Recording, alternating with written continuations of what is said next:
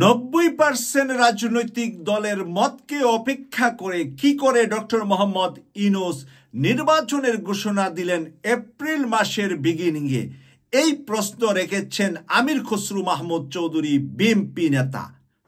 প্রদর্শক, আমির খসরু মাহমুদ চৌধুরী বিএনপি নেতা কি বলেছেন ডক্টর মোহাম্মদ ইউনূসকে নিয়ে, আজকে আমি আপনাদের সামনে তুলে ধরছি একটি জাতীয় পত্রিকা থেকে। আগামী বছরের এপ্রিলের প্রথমার্ধে যে কোনো দিন জাতীয় নির্বাচন হবে বলে ঘোষণা দিয়েছে অন্তর্বর্তী সরকারের প্রধান উপদেষ্টা অধ্যাপক মোহাম্মদ ইউনূস। প্রধান উপদেষ্টার এই ঘোষণায় প্রতিক্রিয়ায় বিএনপি স্থায়ী কমিটির সদস্য আমির খসরু মাহমুদ চৌধুরী বলেছেন, যেখানে 90% রাজনৈতিক দল ডিসেম্বরের মধ্যে নির্বাচনের সিদ্ধান্ত জানিয়েছে, সেখানে 90%-এর দাবিকে পাশ কাটিয়ে কিভাবে এই সিদ্ধান্ত হয় সেটি নিয়ে প্রশ্ন জাগে।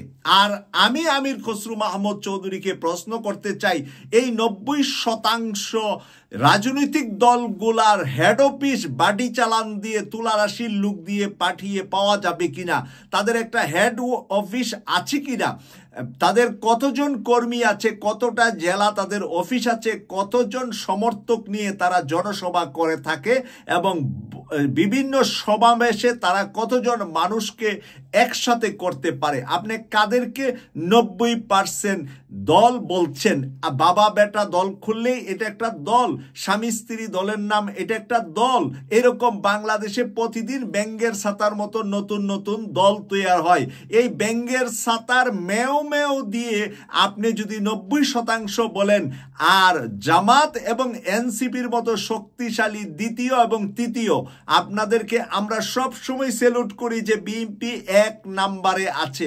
আগামী নির্বাচনের ফলাফলের পরে দেখা যাবে বিএনপি 1 না 2-এ আছে, কিন্তু এর আগ পর্যন্ত আমি নিজেও বলতে চাই বিএনপি আছেন 1 নম্বরে।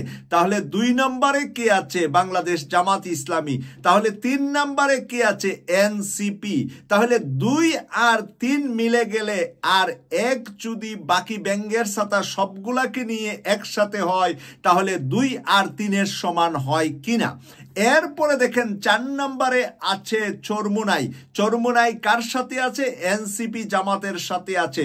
5 নম্বর যদি আমরা বাংলাদেশের অরাজনৈতিক একটি সংগঠন হেফাজত ইসলামকে ধরি, হেফাজত ইসলাম কার সাথে আছে? বিএনপির সাথে না জামাত এনসিপির সাথে? আমরা সবাই জানি। এরপরে যদি আরেকজন ইসলামিক স্কলার এবং রাজনীতির মাঠে যার বাবা থেকে শুরু করে নিজে ভুক্তভোগী হয়েছে, শেখ হাসিনার নির্যাতনে ছিলেন, সেই মামুনুল হক কার সাথে আছে? জামাত এনসিপির সাথে আছে। এরপরে আরো যে বেশ কয়েকটি ইসলামিক দল যারা নাকি খুব বাংলাদেশের পরিচিত মুখ, তারা সব সময় আন্দোলন সংগ্রামে শরিক হন, তারা কার সাথে আছে? জামাত এনসিপির সাথে আছে। তাহলে আমির খসরু মাহমুদ চৌধুরীর 90টা কোথায় পেলেন? ওই 90 কি আমি কেটিভি নামক একটি রাজনৈতিক দল আমরা স্বামী স্ত্রী মিলে খুলে দিলাম আর বলে দিলাম আমি একটা রাজনৈতিক দলের চেয়ারম্যান? সেটাই কি 90% উনি গণনা করে কিনা? 90%-এর সাথে 90% জনগণ আছে কিনা? জনগণ কত পার্সেন্ট আছে সেটার উপর ডিপেন্ড করবে রাজনৈতিক দলের বক্তব্যের মূল্যায়ন করা।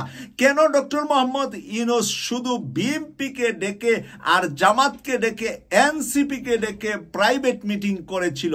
কেন ওই 90% দলের সাথে ডেকে ডেকে মিটিং করেন নাই? প্রাইভেট মিটিং 3টা হয়েছিল আমরা জানি, একটা বিএনপির সাথে, একটা জামাতের সাথে, একটা এনসিপির সাথে। তাহলে ডক্টর মোহাম্মদ ইউনূস সরকারের চোখে বাংলাদেশের প্রথম সারির এই 3টা রাজনৈতিক দল, যারা বেশিরভাগ মানে 90% জনগণের প্রতিনিধিত্ব করে, এই 3টি দল, তাহলে বাকি সব দল মিলে 10% জনগণের যারা প্রতিনিধিত্ব করে, তাদের কথা যদি আমির খসরু মাহমুদ চৌধুরী নিয়ে আসে, ওই 10%-এর ভিতরে দেখা যাবে 5 থেকে 6%-ই আছে জামাতের সাথে, এনসিপির সাথে, বা তাদের এই জোটে আসবে, বিএনপির জোটে আসবে না।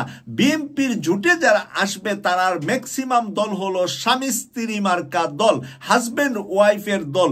সেই দল নিয়ে বিএনপি যদি খাতা কলমে 90% দল তাদের সাথে আছে মনে করে, আর তাদেরকে নিয়ে যদি নির্বাচনে লড়াই করে, ওই লড়াইয়ে বিএনপি কতটুকু মানে পাশ নিয়ে ঘরে ফিরতে পারবে ওই 90 নিয়ে আমার সন্দেহ আছে। যারা আমাকে সবসময় ফলো করেন এবং যারা পিনাকি ভট্টাচার্যকে ফলো করেন, যারা সাংবাদিক ইলিয়াস হোসেনকে ফলো করেন, যারা ডক্টর কনক সারোয়ারকে ফলো করেন, আপনাদের কাছে আমার জানতে চাওয়া যে আপনারা কি মনে করেন যে 90% জনগণ আছে কিনা ওখানে? আমার প্রশ্ন হলো 90% দল না। আমি তো 7-8টা দলের পরে আর কোনো দলের নাম এবং দলের চেয়ারম্যান এবং সেক্রেটারির নাম বলতে পারবো না। আপনারা কে কয়টা দলের চেয়ারম্যান আর সেক্রেটারির নাম বলতে পারবেন? বাংলাদেশে নাকি 50টা নিবন্ধিত দল, এর বাইরে আরো 50টা বা তার বেশি নিবন্ধনের জন্য অপেক্ষায় আছে। বিনা নিবন্ধনের অ্যাপ্লিকেশন ছাড়া আরো আছে 50টা। তাহলে বাংলাদেশে 150 রাজনৈতিক দল, ওই 150 রাজনৈতিক দলের ভিতরে আমি যে ফার্স্ট সেকেন্ড থার্ড বললাম, এর মধ্যে আপনাদের দ্বিমত থাকলে দ্বিমতটা তুলে ধরবেন। আমি 1 নাম্বার বিএনপিকে বলছি এখনো, 2 নাম্বার জামাতকে বলছি এখনো, 3 নাম্বার এনসিপিকে বলছি এখনো। তাহলে এই 90%-এর কথা যে আমির খসরু মাহমুদ চৌধুরী বলেছেন, এটা কতটুকু যৌক্তিক আপনারা মনে করছেন? অপরদিকে বিএনপির মহাসচিব মির্জা ফখরুল ইসলাম আলমগীর শুক্রবার রাত 1:30টায় ঢাকায় এসে পৌঁছেছেন সিঙ্গাপুরে চোখের চিকিৎসা শেষ করে। চোখের ডাক্তার বাংলাদেশে নাই। ফখরুল ইসলাম আলমগীরের চোখের ডাক্তারও সিঙ্গাপুর লাগে, কারণ চোখ দুইটা না থাকলে তো উনি দুনিয়াটা দেখতে পারবে না। তাই বাংলাদেশের মানুষের যে চোখ চলে গিয়েছে এই 24শে জুলাই গণ অভ্যুত্থানে, তাদের চোখ ফেরত নিয়ে ওনার কোনো টেনশন নাই। নিজের ভালো চোখের চিকিৎসার জন্য যেতে হচ্ছে, ওই পর্দা আর কোনো কিছু চোখে পড়লো কিনা সেই কারণে সিঙ্গাপুর। আর বাংলাদেশে কোনো চোখের হাসপাতাল তারা 3বার সরকারের থেকেও তৈরি করতে পারেননি। তাই আমি এই জন্য ধিক্কার জানাই বাংলাদেশের রাজনীতিবিদদেরকে, যারা জনগণের কথা বলেন, জনগণের দল নিজেকে মনে করেন আর ডাক্তার দেখানোর জন্য বিদেশে যান। আওয়ামী লীগ যাইতো, এখন বিএনপিও যাচ্ছেন, আগেও যাচ্ছেন। হাসিনার সময়ও মির্জা ফখরুল ইসলাম আলমগীর হাসিনার সুবিধা নিয়ে, হাসিনার টাকা নিয়েও উনি কিন্তু চিকিৎসা সিঙ্গাপুরে করেছিলেন একবার। প্রিয় দর্শক, আজকে যা লিখেছে, বিমানবন্দরে পৌঁছে গণমাধ্যমকে বিএনপির মহাসচিব বলেন, বারবার বিএনপি বলে এসেছে দ্রুত নির্বাচন চায় বিএনপি। সেটাই আশা ছিল যে ডিসেম্বরের মধ্যে নির্বাচনের তারিখ ঘোষণা করবে ডক্টর মোহাম্মদ ইউনূস। কিন্তু নিঃসন্দেহে বিএনপি শুধু নয়, গোটা জাতি হতাশ হয়েছে এপ্রিলে নির্বাচনে ঘোষণা করার কারণে। প্রিয় দর্শক, এপ্রিলে নির্বাচন ঘোষণা করার কারণে গোটা জাতি হতাশ হয়েছে। গোটা জাতিটা কি উনি, উনার বউ বাচ্চা আর উনার দলের কিছু এক্সট্রিম নেতা, আমি বলবো সবাই না, বিএনপির অর্ধেক মানুষ চায় না যে ডক্টর মোহাম্মদ ইউনূস ডিসেম্বরে নির্বাচন হোক। আমরা আমাদের কন্টেন্টগুলার কমেন্টসের ভিতরে বহু বিএনপির ভাই বোনের লেখা দেখতে পাই যে মাসুক ভাই, ডক্টর মোহাম্মদ ইউনূস স্যার যেন 5 বছর থাকে সেটা চাই। আমি বিএনপি করি, কিন্তু ডক্টর মোহাম্মদ ইউনূস স্যারের শাসন বাংলাদেশে আরো 5 বছরের দরকার। আর ডক্টর মোহাম্মদ ইউনূস স্যার থাকবেন সামনে 10 মাস, 5 বছর নয়। উনি ডেস্টিনেশন দিয়েছেন 1 এপ্রিল, 1 উইক এপ্রিল। আর আমি আমার নিজস্ব একটি জায়গা থেকে তথ্যটি আপনাদের সামনে আগের ভিডিওটিতে তুলে ধরেছি যে 5 এপ্রিল রবিবার, 5 এপ্রিল রবিবার, আবারও বলছি 5 এপ্রিল রবিবার নির্বাচন কমিশন থেকে ঘোষণাটা আমরা পাবো বলে আমি 90% বিলিভ করছি। এরপরে আরো যদি 2-4-5 দিন পিছায় বা চেঞ্জ করে তাহলে পরের রবিবার গিয়ে হতে পারে, কিন্তু ম্যাক্সিমাম আপনাদেরকে বলে রাখছি আমি 5 তারিখ যে রবিবার, প্রথম যে রবিবারটা হবে সেটাতেই নির্বাচন হবে। ডক্টর মোহাম্মদ ইউনূস স্যার ভালোভাবে বুঝে শুনেই এই কথাটা বলেছেন। সর্বশেষ মার্চ মাস ওনার রাষ্ট্রীয় ক্ষমতা শেষে এসে এপ্রিলের শুরুতে প্রথম রবিবারে নির্বাচন। শুক্র শনিবার স্কুল বিশ্ববিদ্যালয় মাদ্রাসাগুলা বন্ধ থাকে, আর ওই 2 দিনই এই স্কুল কলেজ মাদ্রাসাগুলার ভিতরে ভোটিং ক্যাম্পগুলা তৈরি করা হবে।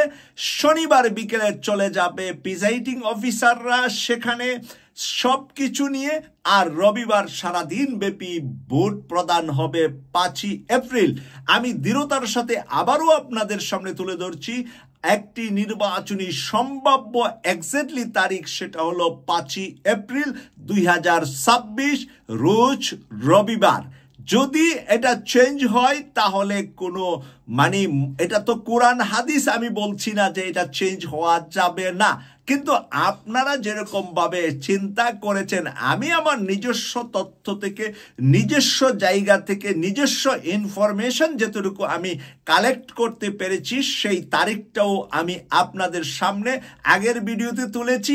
কিছু কিছু বিএনপি আওয়ামী লীগের লোকেরা আমাকে বেশ কিছু ক্রিটিসাইজও করেছেন। আপনারা ক্রিটিসাইজ করেন ভাইয়া, ভাইয়েরা এবং বোনেরা, আমি কোনো ব্যথাও পাবো না, দুঃখও পাবো না।